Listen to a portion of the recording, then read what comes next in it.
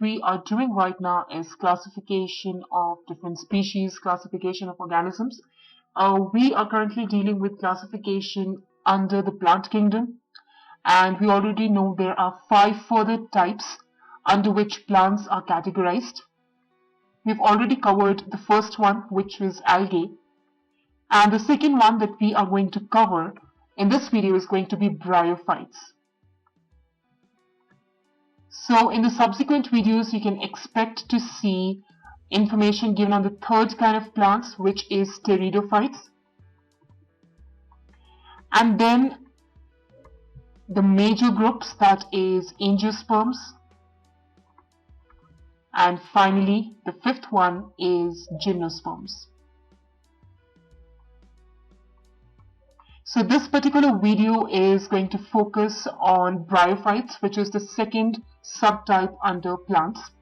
And before we get started, so bryophytes, like we'll be doing in this video, will be composed of 2 subcategories. You have mosses and then you have liverworts. So these are the 2 kinds of bryophytes that we will be dealing with. To begin with, we will do a little description of how mosses and liverworts actually look like and what are the various parts. Now coming to mosses, how mosses actually look like, we are going to take example of one common moss, that is Funaria. So the structure of Funaria is that the topmost portion, it looks like this. Now this area is called the sporophyte. In this you have 2 basic components. This thing over here that you can see, it is called a capsule, and the stalk-like thing that you can see over here, that is called the seta. So remember, this is the sporophyte. Beneath these seta and capsule, you have the leaves. Alright, so these leaves are there, and then you have a main axis, which is basically a little form of a root, and then you have rhizoids, which are like small branched parts of this particular moss. Now the upper portion was called a sporophyte, the lower portion is called a gametophyte. Now this, as I told you, this is where the leaves are, so that is the leaves. This central part is called the main axis, and these are the rhizoids. So that is an example of Funaria. There are some others as well. For instance, sphagnum is there. In sphagnum, you just have a long stalk-like structure, and then you have different branches. Right, so lots of branches are there. So that is example of sphagnum, which is also a moss. So this is known as a branch.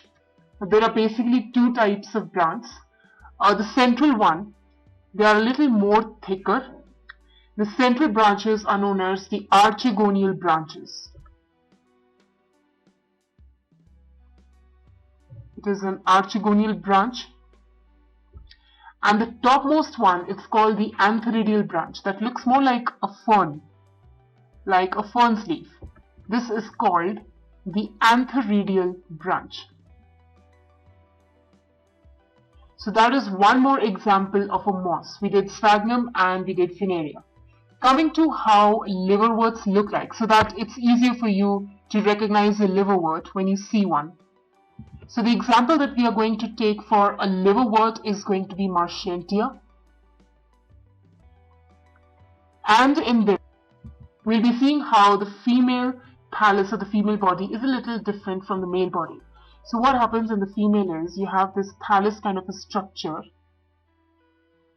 Alright, and remember it's the female. So it's going to have little plantlets and roots from that. So these are called the rhizoids. And these little plantlets, these are called gemma cups. Okay, when you look at the male thallus, it's going to have the same gemma cups, and beneath those gemma cups you are going to have the rhizoids. Now the difference is in the kinds of spores that they have. In the female, you are going to have the structure,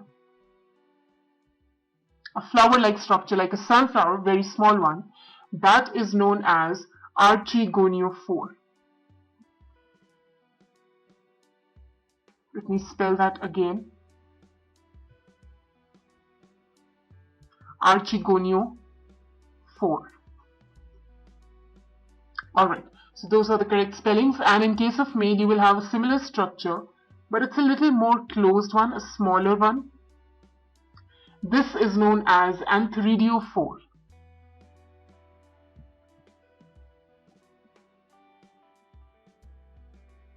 Alright, so that is the difference between a female and a male thallus in case of liverworts. Well, that's not the only information that we'll be doing in this video, so let's go ahead and discuss a little bit more about mosses and liverworts, which are basically bryophytes. Now, one thing you need to know is that bryophytes are also known as amphibians of the plant kingdom because they can live in soil, but at the same time they are dependent on water. They need water for their sexual reproduction, and as a result they usually occur in damp and really moist places where there's not so much of dry air and not so much of sunlight. And they also are quite easily found in bare rocks and soil. So you know now the difference between algae and bryophytes. Bryophytes are a little more complex than algae. Algae they could either be unicellular or they could live in colonies. Now over here the thallus is there. The body is thallus-like, it's erect and it's attached to the substratum through rhizoids.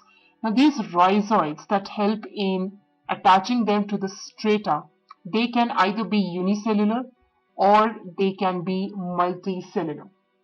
So that varies from species to species. So because they have rhizoids, that means they do not have true roots, stem or leaves. So true roots, stems or leaves are completely absent in bryophytes. That is one characteristic about bryophytes that you need to know. They can have stem-like structures, leaf-like structures, root-like structures, but these are not the true organs, as you would say. Now, the main plant body is haploid. It gives out gametes, so it is called a gametophyte because it gives out the gametes, and it is haploid as well. Now, the sex organs are also multicellular, they are separate. The male sex organ is known as antheridium, and the female sex organ is known as archegonium. So, female is archegonium. So this female gametophyte, the female sex organ, it releases one single egg that gets fused with all the gametes that are released by the male, and this fusion, it takes place in the water. So if you remember, I told you water is important for the reproduction. So water is where the fusion takes place. What happens when the zygote is formed is, after fusion, it's a multicellular body, and on fusion, it helps to form a sporophyte. And in this case, the sporophyte is not completely free-living. It is still attached to the main gametophyte and gets all its food and nourishment from that.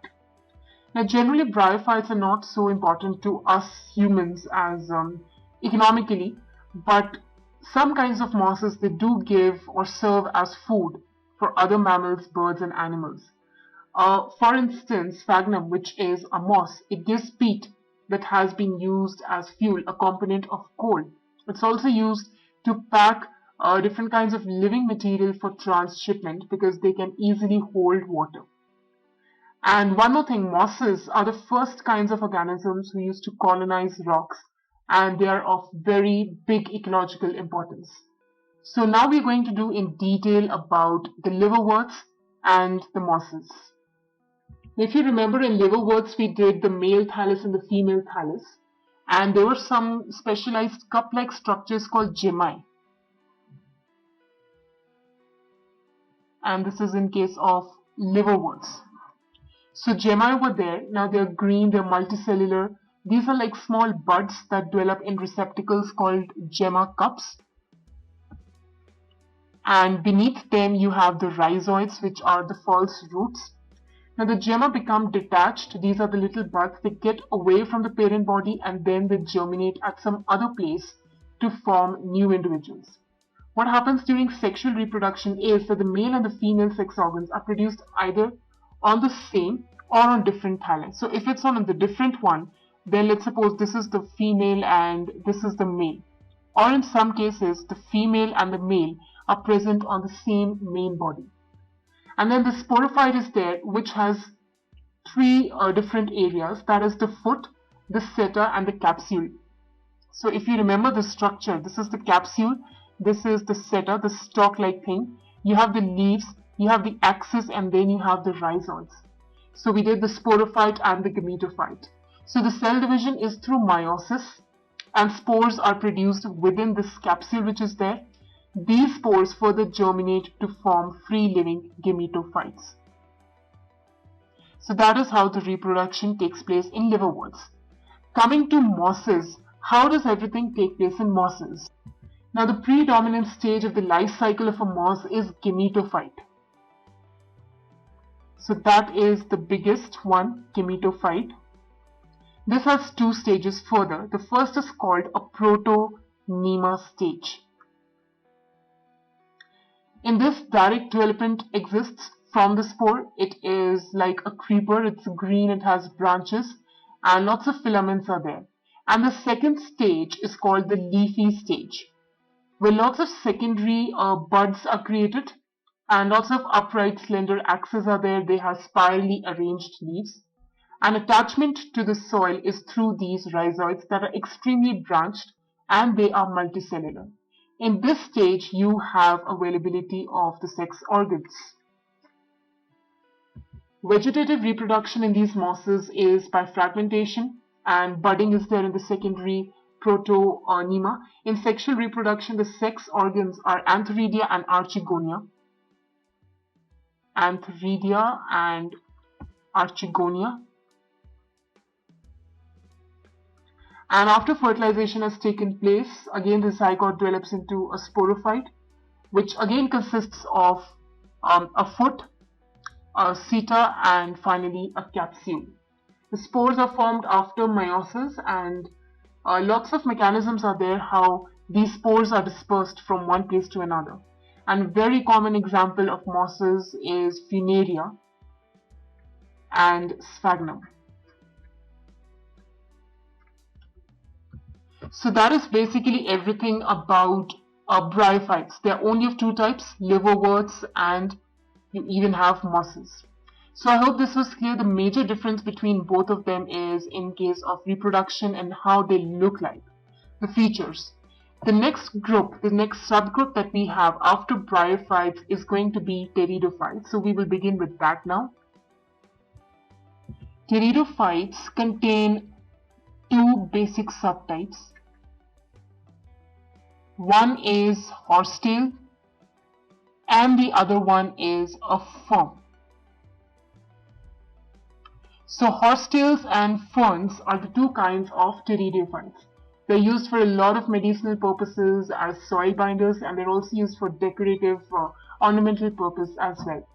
Now according to evolution, these are the first terrestrial plants who possessed the vascular tissues of xylem and phloem. So remember that, it's going to be the pteridophytes. We will study about these tissues in detail later in some other videos, but right now we have to focus on what are pteridophytes. Just like algae and other bryophytes, these are also found in cool, damp, moist, shady places. Now if you remember, in bryophytes, the main phase of the life was the gametophyte. But in pteridophytes, the main plant body is a sporophyte.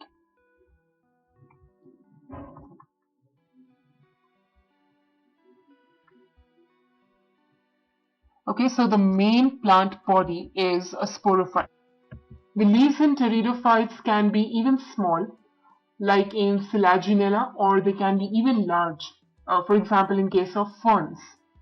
Now one important thing about these sporophytes is that they have sporangia.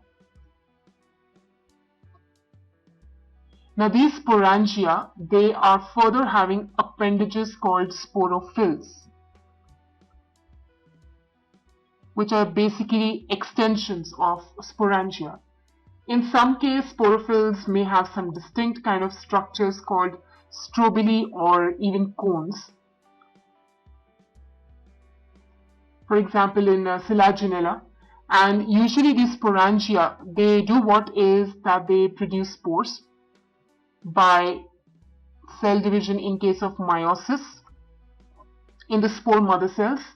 And finally, the spores, they germinate and give rise to smaller but multicellular, free-living and usually photosynthetic gametophytes called prothallus.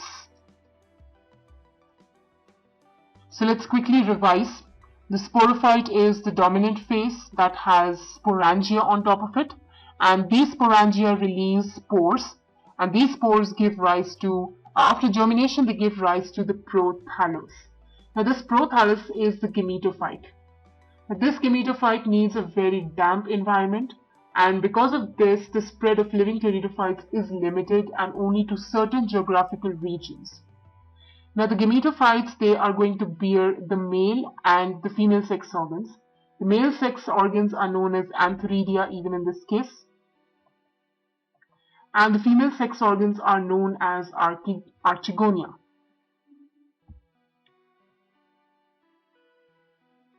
Now water is needed to transfer the antherozoids, that is the male gametes, antherozoids. They need water to travel, and they have to go to the mouth of the archegonium. So that is how the fusion takes place. After this fusion, a zygote is formed that produces a sporophyte that becomes the dominant phase of the next plant. Now in majority of the pteridophytes, all spores are of a similar kind. If all spores are of a similar kind, it's called homosporous.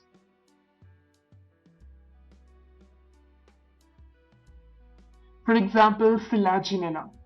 But if you have two different kinds of spores, it is called heterosporous. The development of the zygotes into young embryos will obviously take place within the female gametophyte, because if you remember, these antherozoids have to travel to the mouth of the archegonium, and obviously the zygote will be developing inside this archegonium or the female gametophyte. Now, this event is a precursor to the seed habit that is considered an important step in evolution, that there is a seed within each plant, and within that seed you have another plant. Now the pteridophytes are further classified into 4 classes, which we will be doing. So we are still doing the pteridophytes, and the 4 kinds of classes into which we further classify them are Coelopsida,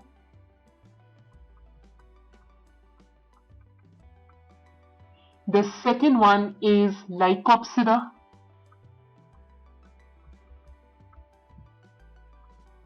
the third one is Sphenopsida, and the fourth one is Pteropsida.